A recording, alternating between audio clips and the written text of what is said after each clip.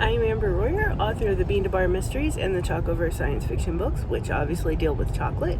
So I've decided to do a series of what I'm calling chocolate and coffee field trips, where whenever we go to a new place, because me and my husband Jake like to travel, we're going to check out the coffee scene on camera, which we do anyway. It's just not documented. So now we're going to the octopus farm on Big Island and Hawaii, and we're going to get to interact with the octopuses. And if you've read any of the Bean to Bar mysteries, you know that those are one of my favorite animals because they show up in the second book and my character gets to take care of someone's pet octopus. Octopuses are really hard to keep in captivity, and so I would never have the time or commitment to keep one as a pet.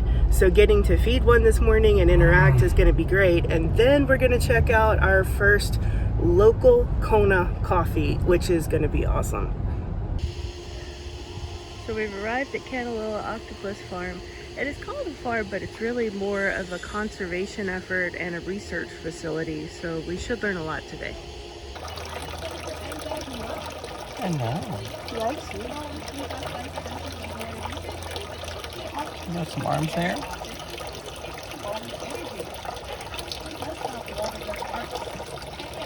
Look at me over there, huh? He likes your watch. Come over there. Don't let him get your watch off, though. No, you can't get my watch off. It's way too hard on there. It's shiny though, huh? I wanted to show you guys this clip because it's a really good example of how octopuses change color as they're interacting with things, and also of how they like shiny things and electronics. When we were there, they told us that they might want to grab things like phones and to keep a tight hold of those.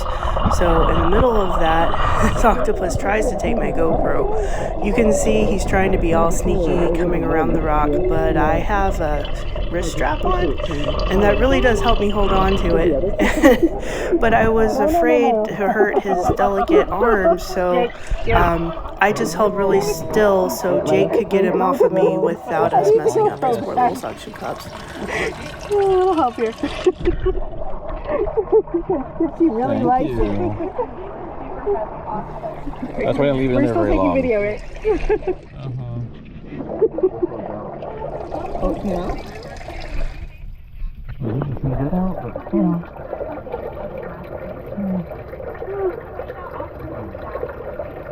That's really cool. We also went back later to check out the salt farm. I wanted to put it together with the octopus farm because it's part of the same facility, even though it's a little bit out of chronological order. This is going to be a sunset tour where we got to taste all of the salt you just saw in the pictures and walk along the beach and see all of the part where they drain out the salt, they get the magnesium out of it, and they're doing some things with evaporation. It's really interesting.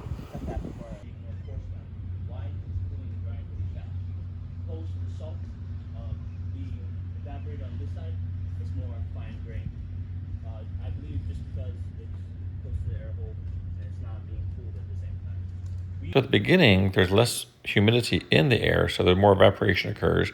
By the time you get to the end here, less water evaporates, and so the salt forms more coarsely.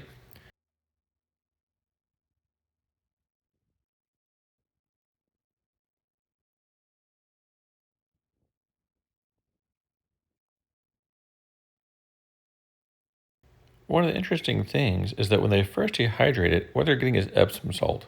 So to make normal salt, they actually have to drip out the magnesium in these containers here. This actually holds 1.5 of those tunnels.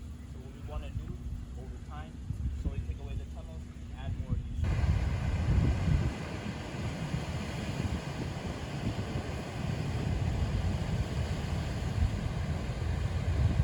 We're about to head in at Honolulu Coffee Company, and I just wanted to show you guys cacao trees are everywhere.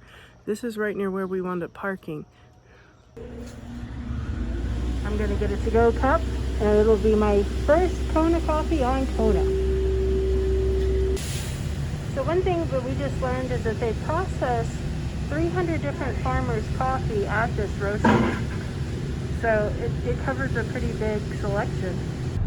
Now that she got her coffee, it's going to be a great day. Tomorrow we're heading over to the Hilo side to go see some waterfalls. It takes about 2 hours to get over there. We're out here catching the sunrise at beautiful Rainbow Falls.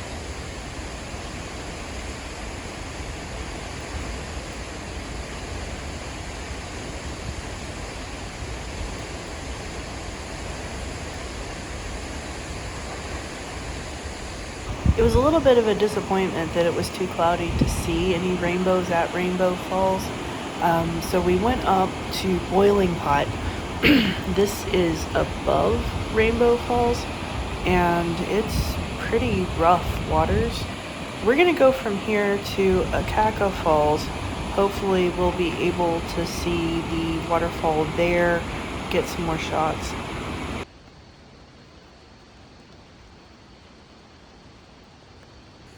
This is the trail out at Akaka Falls.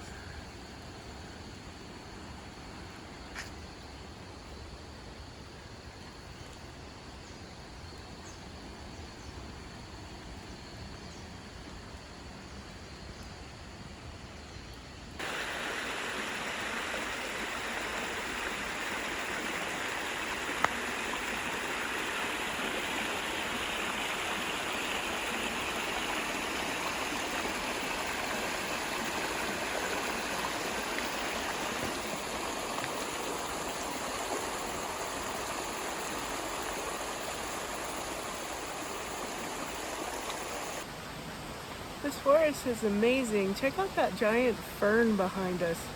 The scale, it's even bigger in person. And just all of this beautiful tall tree growth.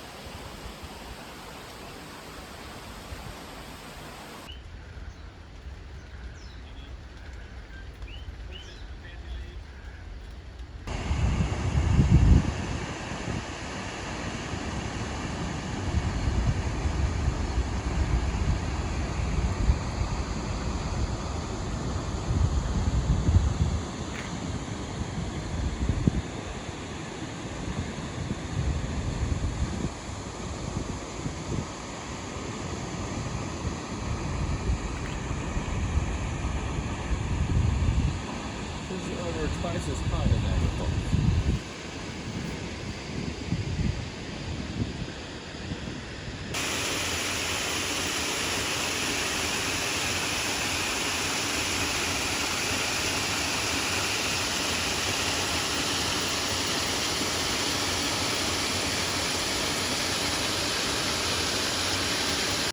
On our way back into Hilo after we left the falls, we came across Mr. Ed's Bakery. That's where I got the cheapest coffee I had the whole trip. It even came with a refill. We got some bread with ube and with red bean paste. Some of the best cookies were there. Highly recommend. It's also a fun place just to get to talk to somebody, because Mr. Ed wanted to tell us all about his homemade jams and about the spices and salts that he had there. So we learned a little bit more about some of the fruits from the area and what products they could be made into. Even though we got to Rainbow Falls super early, like everybody said, it was cloudy, so we didn't get to see any rainbows, but when we went back, the sun was in a great spot, so we got to take this video. We're actually staying in a short-term rental in the middle of a macadamia nut farm, so while we're on the Hilo side of the island, we wanted to go to Mauna Loa macadamia nut factory so that we could sample some of what they have there and see how some of those flavors play in, because we've seen it already in ice cream and coffee, as well as just the nuts are for sale everywhere. They have some really interesting flavors right now, including gingerbread and peppermint covered macadamia nuts, which doesn't seem like it should work, but they really do. We're at the Mauna Loa factory still out back, where they have a nature walk where you can sample all kinds of tropical fruit. For instance, here's a breadfruit, there's some tropical ginger there, there's a number of macadamia nut trees out here, all sorts of things. We have a map, so we'll be able to identify whatever it is we're looking at. Look how tall this example of sugarcane is. So at Mauna Loa, there's also a gallery where you can look in and watch the production. I think they're packaging some things over here.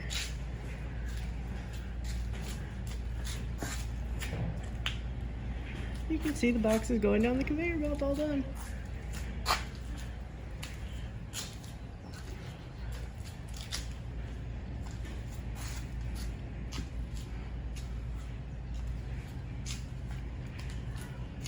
I'm not sure what some of this other equipment does. In the Dallas area, it's hard to see some of these more exotic birds, but apparently in Hawaii, peacocks just roam around wherever they want. While we're on this side of the island, we're going to check out Kaimana Caves, which is a lava tube, and it's right behind me.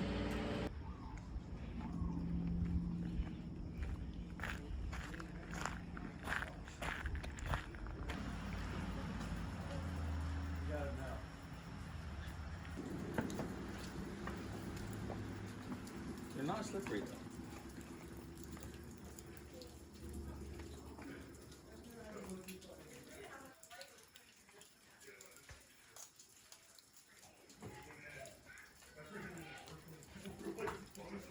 How's it looking there?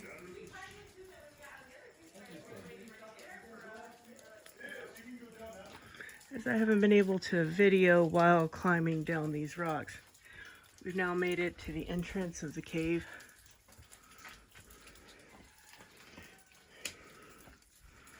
This is amazing. This is supposed to be all lava tubes. Yeah.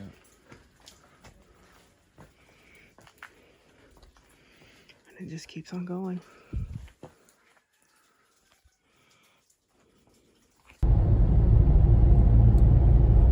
We're almost up to Mountain Thunder Coffee, which is located in the cloud forest level. So we're going to do a coffee tour, and then we'll get to see their nature trail, which apparently has a lava tube somewhere on it, and should be interesting to learn more about this elevation in the ecosystem here.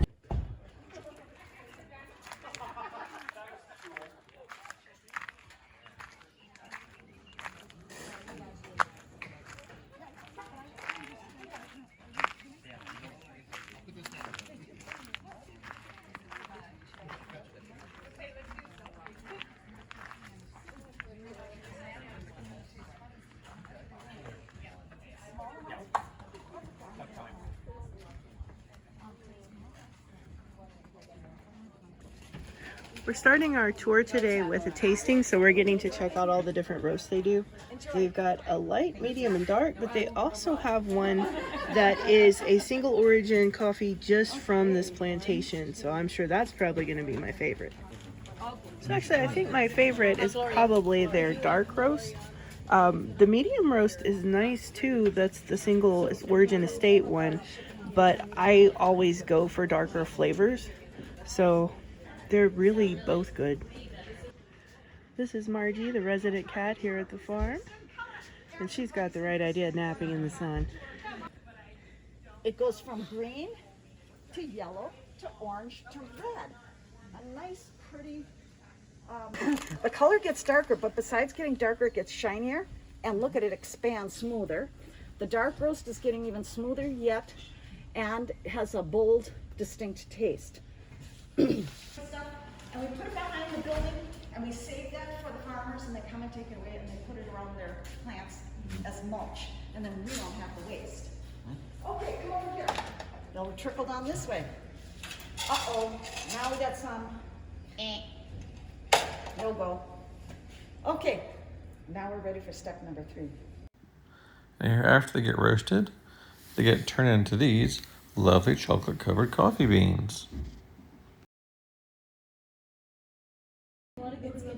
Taking my coffee down to check out the nature trail. One of the first things we see on the trail, here is a coffee tree, and there's a bunch of green coffee cherries on it.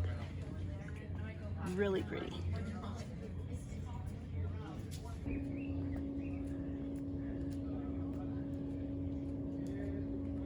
Heading down on this nature trail, and there's coffee everywhere.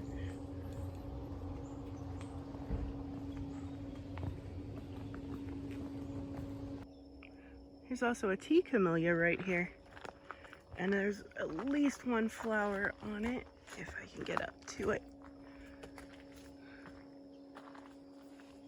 Finding something this big in Texas would be impossible. We looked for tea plants at one point, and they're hard to grow, but apparently here they just take off.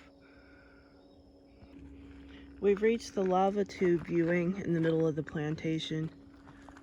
It's really spectacular. It's hard to capture it on film when you can see the whole thing and there's really the depths of it.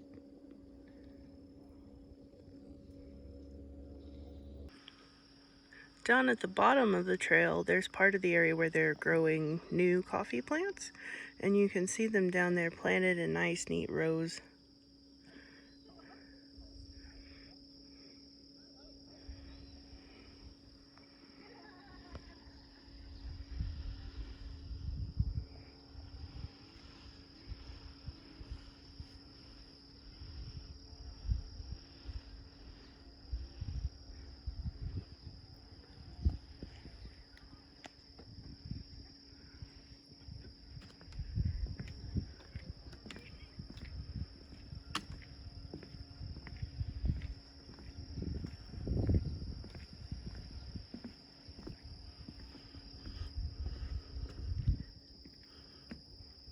Over here, plants are much bigger.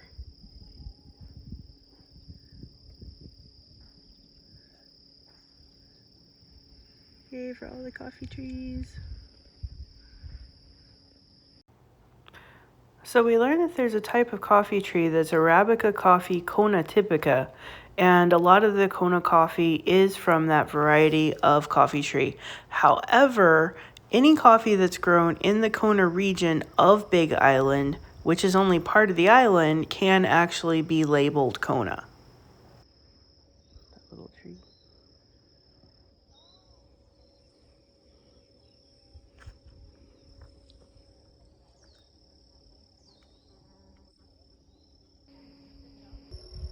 And there's one with a flower actually on it.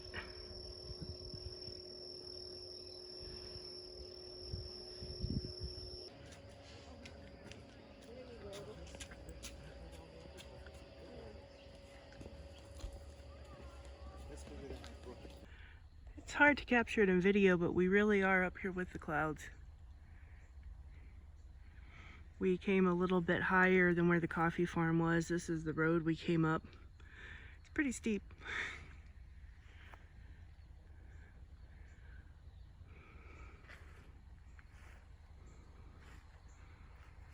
There's our rental car.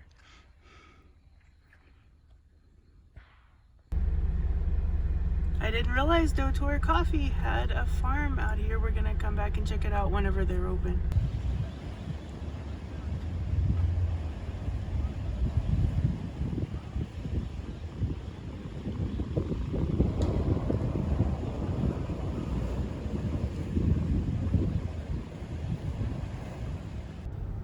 So we're on our way to Petroglyph Park.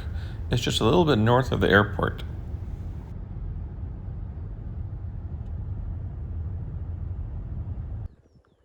We just hiked the trail out to Petroglyph Park, and we're now at the viewing area where you can see the field of petroglyphs just all carved into the surface that we're looking at.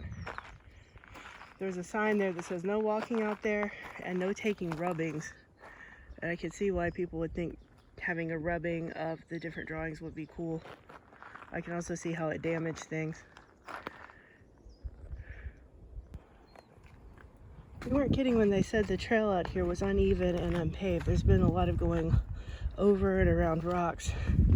It's a completely different geography than when we were in the cloud forest yesterday.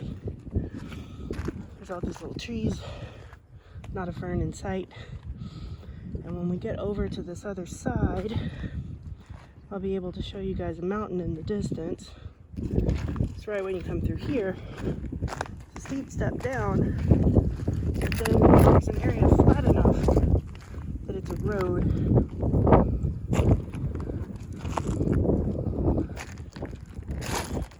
The road comes all the way through. And just check out that view.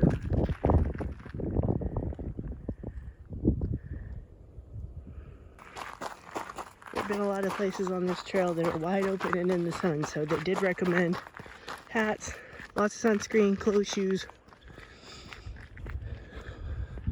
But look at the view you get. Mauna Loa and Mauna Kea. We're on the saddle road right in between the two.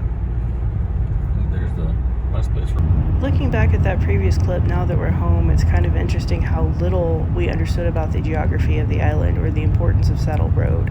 That was taken 4 days before Mauna Loa erupted, and suddenly there we were on an island watching everything to find out if it was going to be safe and what might happen if the lava was to reach Saddle Road, which thankfully it did not, and that active eruption ceased fairly soon after. We've been doing a lot with coffee here on Big Island, but we definitely don't want to miss out on showing you chocolate in this chocolate and coffee field trip. So here we are at Crown Hawaiian, about to see their tree to bar chocolate.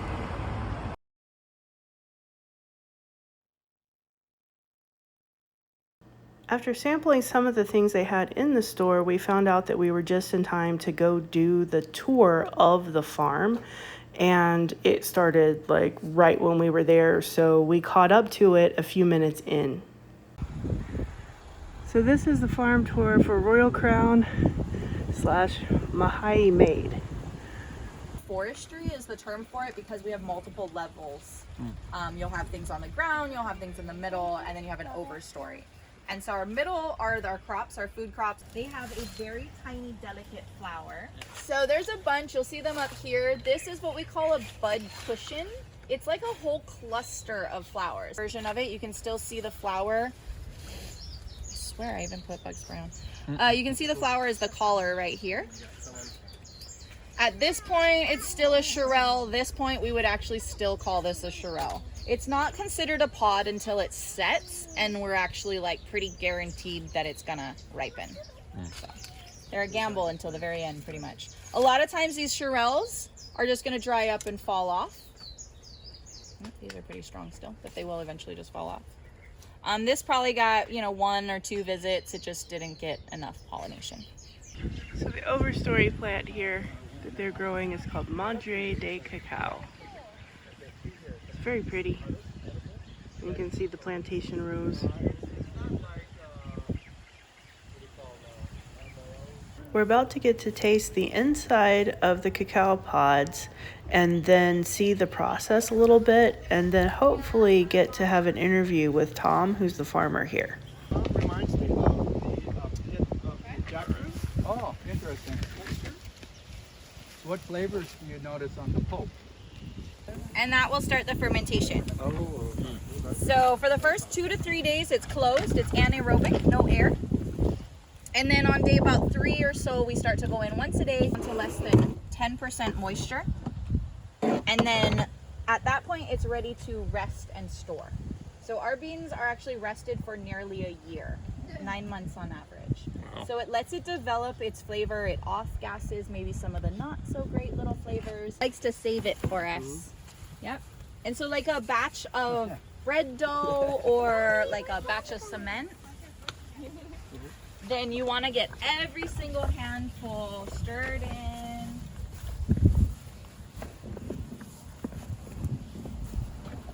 That looks alive.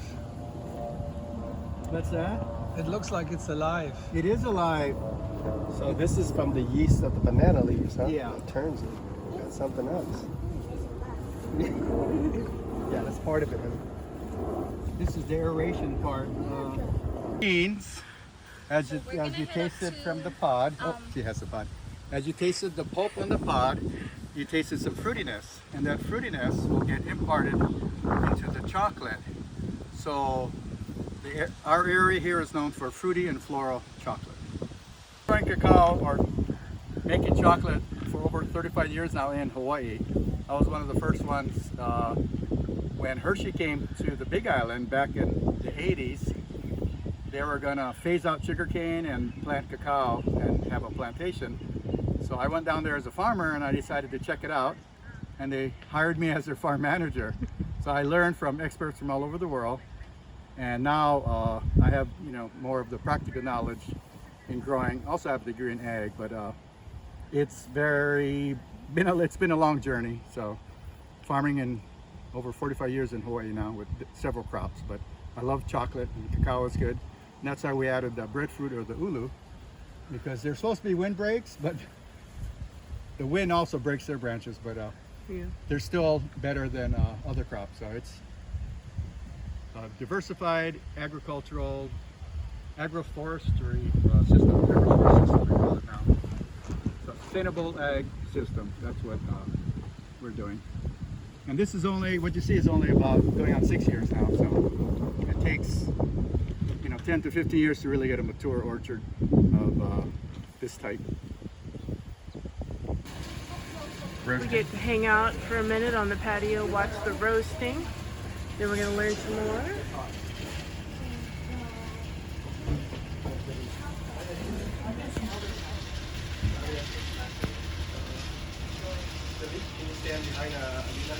I did roast some beans. We used a air fryer with a drum on it. That works. Yeah. And you'll get, Jonathan's gonna give you some beans you can take.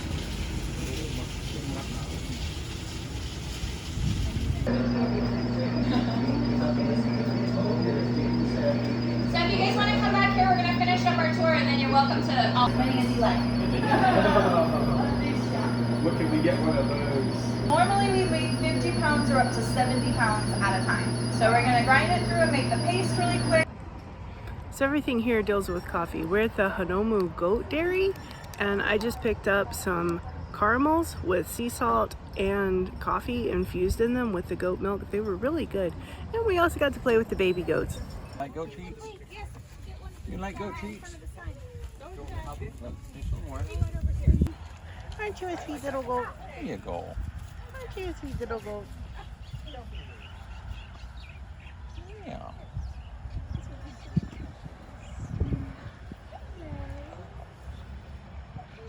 You have been starved, haven't you? So these are actually the goats they get the milk from. After this, though, we're going to be heading to Kilauea to go see the lava flows. That's one of the things Amber's been looking forward to for a long time.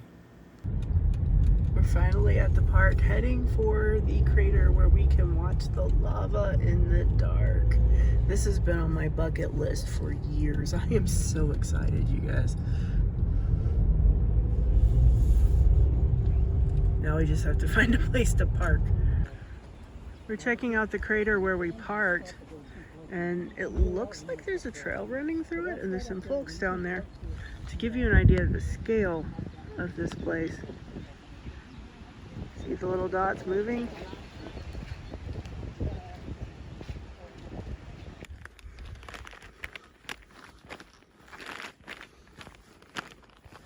Infrared or ultraviolet. Looking for scorpion.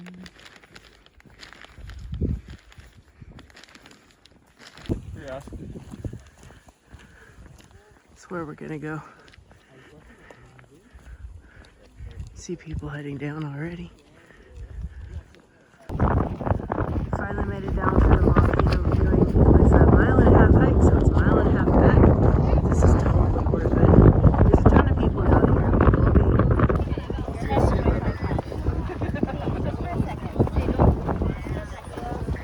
So here's a better view of the lava through a telescope that someone let us borrow. Here's a view from Volcano House. We're way above the crater. You can also see the steam vents off to the side. Better view on those. Over here.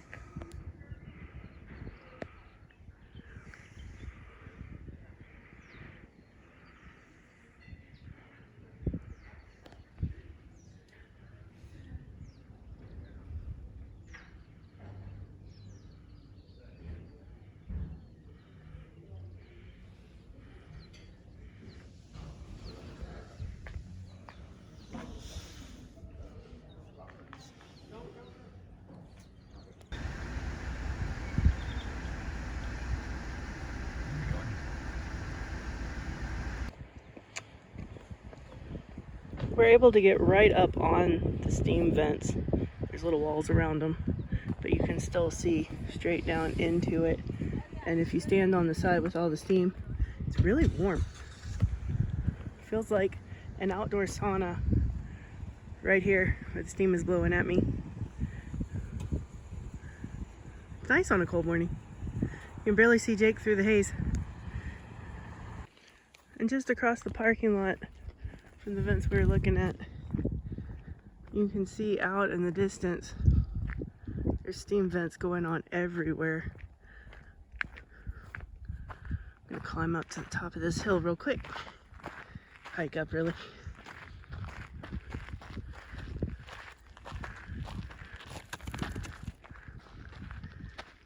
You can see them all down the road.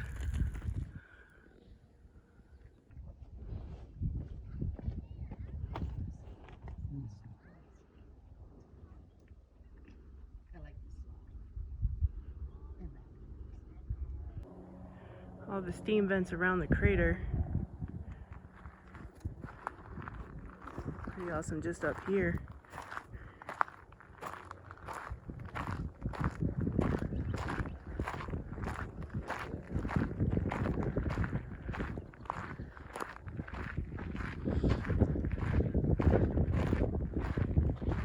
There's caution signs everywhere because, you know.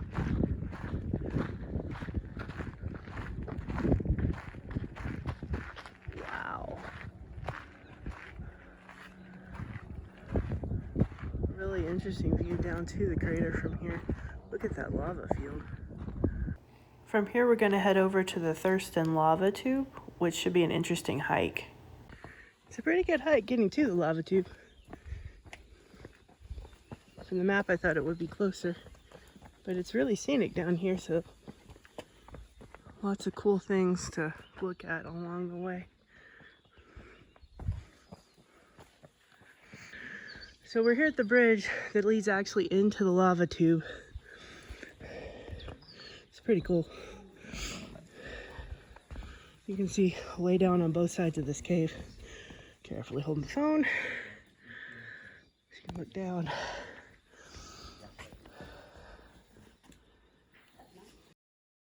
So here we go into the lava tube.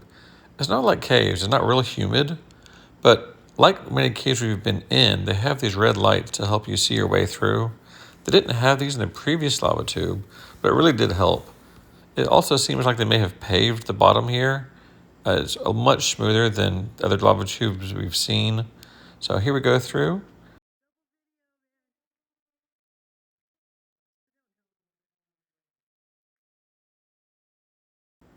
And after we leave here, we're going to be heading out to another interesting location called Lava Tree. We're out at Lava Tree Monument, where the cooling lava wound up around the trees, and as the trees burned, it formed these structures that look like tree trunks, but are actually made of lava rock. More warning signs reminding us exactly of how powerful these volcanoes are, all the earth shifts and things related to them. You can actually see all the way through this one. I don't know, maybe it looks like a mini lava tube almost from the tree as it fell over. One of the intentional imports to Hawaii was the mongoose. And you can actually see these guys just about anywhere you go. They've actually become a problem and have made many birds endangered. But here we see one just going through the grass, minding his own business, probably looking for little morsels to eat in the ground.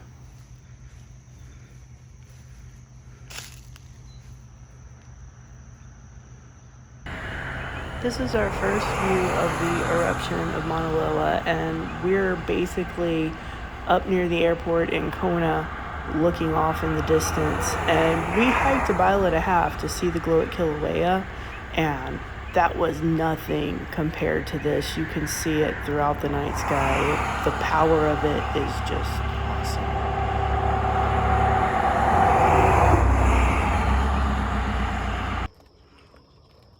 So you guys, now I'm at the Dotor farm, Check out all the coffee trees behind me. They are lovely, and we just got to see some of the ripe coffee cherries. Bring you into one right here. Dotor is a Japanese company, so when we drove by the sign and saw that they had a farm here, we really had to go see it. The first time I had Dotor coffee was at a little cafe in Tokyo, and I kind of fell in love with it. The flavor was a little bit richer than what we had gotten at some of the other places, and the cafe itself was just adorable. And out here, it's such a lush, beautiful, tropical place. There's a whole garden. We just walked down a path with tons of flowers. We saw some century flowers. We even saw a whole stand of papyrus over there. So we're going to learn a little bit more about how coffee is made here. I took a little video of the sign so you guys can see the connection between this company and this place. I don't know a lot of counters. We count every year. Hmm.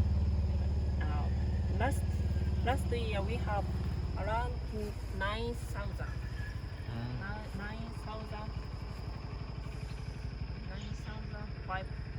9,100 coffee trees.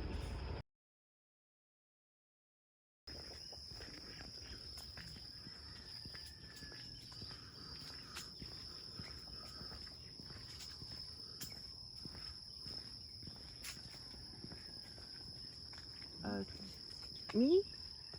Or Go ahead. me heater? Hi. How about you can?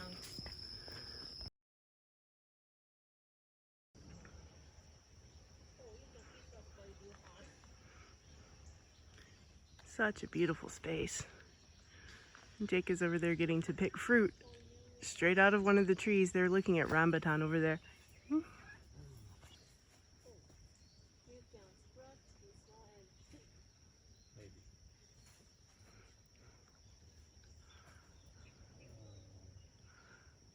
Gambate!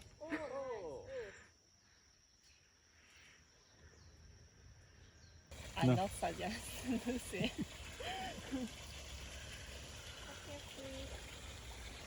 We're getting to try the prime coffee that was roasted yesterday. Cute little cup right here. That was pretty good, wasn't it? Mm-hmm.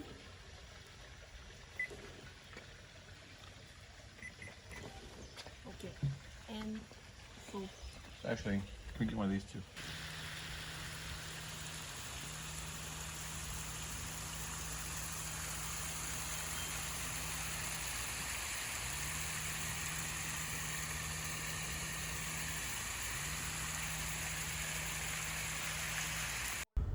We hopped over to UCC Coffee. They're another Japanese company, and this is literally next door to where we just were at Macro Meadows, the Dotor farm.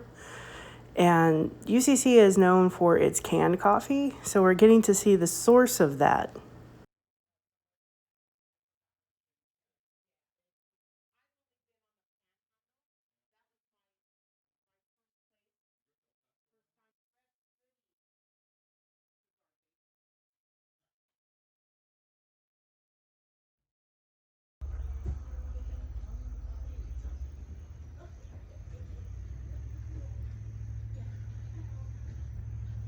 We got to try the coffee ice cream, which had the little crispy element in it, and it was delicious.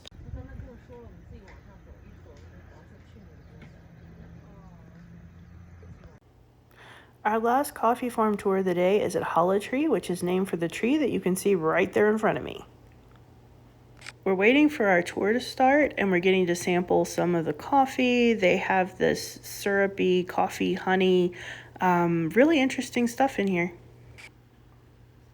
For part of our tour, we're getting to hang out with the farm cat and take a look at some resources on how coffee is grown and processed. And we're about to do a French press full of some of their spiced coffee. So after Amber gets her coffee fix, we're finally able to find a boba place that was open. It took a little while, but here it is. One of my favorite marine animals are octopuses, and we got to see those already this trip. And those did play a feature in the second Bean to Bar book. Another thing that pops up is sea turtles, and it shows up in that same book because it's another one of my favorite animals. And in Galveston, there are endangered Kemp's Ridley sea turtles. The sea turtles in Hawaii are more the green sea turtles, but they're also endangered, so we have to stay our 20 feet away from them. The sea turtles just hang out on the beach, just chilling.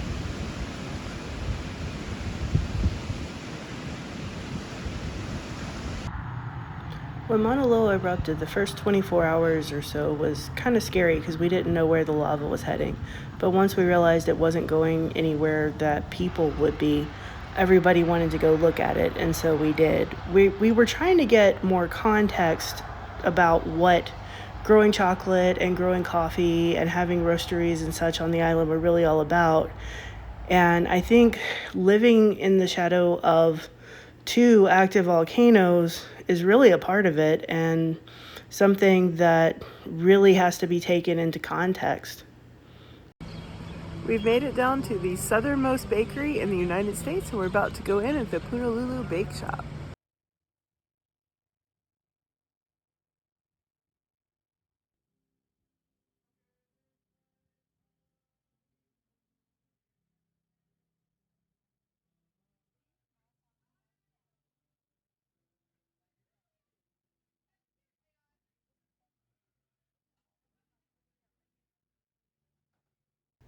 We're here getting breakfast, and the coffee that they have is really nice. So I have a cup of it, and there's an image here of the bags. We also got some malasadas, and they're very different than the malasadas we got on Oahu at Leonard's. Really enjoyable the way they did some of the fillings with larger pieces than you could have done the way Leonard's piped theirs. One of the coolest things we've seen in Hawaii is all of these honor system fruit stands where they list the prices, there's somewhere to put your money, and then the produce is just here for people to see. And we're gonna tour a little bit and get to see where a lot of these things were grown. You know, of course, I'm always interested in the cacao trees, but check out these jackfruit. The tree that we're gonna see, the fruits are huge. And there are figs over here. I don't think we've seen the fig tree, but this fig is the size of my hand. Hawaii really does grow some amazing things. So I'd really been looking forward to having macadamia nuts fresh. So this machine here helps crack them because it takes 300 pounds per square inch to crack open the shell of a macadamia nut. A couple of places were saying that might work. So carefully. Watch your fingers. Wow. Yeah, it's stuck. It's okay. Got these baby star fruit. They are tiny because the tree just had some flowers on it. And one thing that I learned is the byproduct of the coffee making process, all of that leftovers of the outside of the coffee cherries, makes really good fertilizer for the other plants, which is one way that you have all of these different crops growing in together. It's way faster. Yeah. You just hook the drill to it, and it takes the parchment skin off. Yeah. It shucks it, and I just have the fan going, and it just blows the chaff out into the yard, the sawdust. Mm-hmm. And then you got your green bean left, and then that's what you would roast. It just falls down. Yeah, I have it in a tray, and then I just have it blowing out as it's going, and that's neat. Separates the parchment chaff from the green bean, and so then it sits in here overnight, and then the next day is when I wash it and dump it out, and that's what all that stuff is. There's like little baby coffee trees, and it's all the rejects. They float. Yeah. Or stuff with beetles. Gotcha. The beetle holes make it like Swiss cheese, it floats. So that's all the stuff that was just, you could roast it and fleek minimum. We can store them for how many years, you said? Up to 7. Yeah. So and these beans, I think breaks down because it's just a biodegradable thing. But these beans are at the parchment stage, being aged, and they may come here for up to 2 years. And we just learned that they can last up to 7, as long as they're in the parchment and haven't been winnowed out yet. Barbecue style, so I know what's happening inside. And then it's just a big single burner underneath for there. And then inside there's the paddle wheel for alternating it, rotating it around. And then I took a fireplace glass on this side so that I can see the color of the bean. Because before, awesome. every time I would have to open the little peephole and like get it out, and I would waste a lot. Yeah, I can see that. And so I got tired of doing that. So I put that so that all the time I can always just see what the color of the roast is. And I can take it out right when it's done. Gotcha. So you just let it in. Yeah. That makes sense. Beautiful papaya flowers. Yeah. And they have to be female like that. Males were just cut down or leave one. You're supposed to leave one for about every 50. Which one? This one here? Yeah, the thing's huge. Yeah. And like they're all planted about the same time, but like Jackfruit actually growing in the tree. Hole. Maybe there's a lava tube that collects water underneath. That one around if you like the location. Yeah. Or just chop it.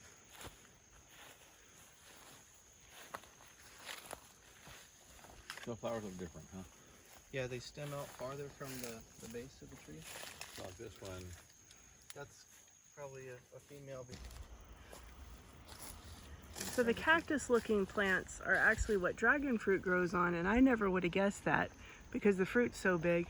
And so if you look at the rock outcropping, parts where they can droop down and grow the fruit are actually the best spots.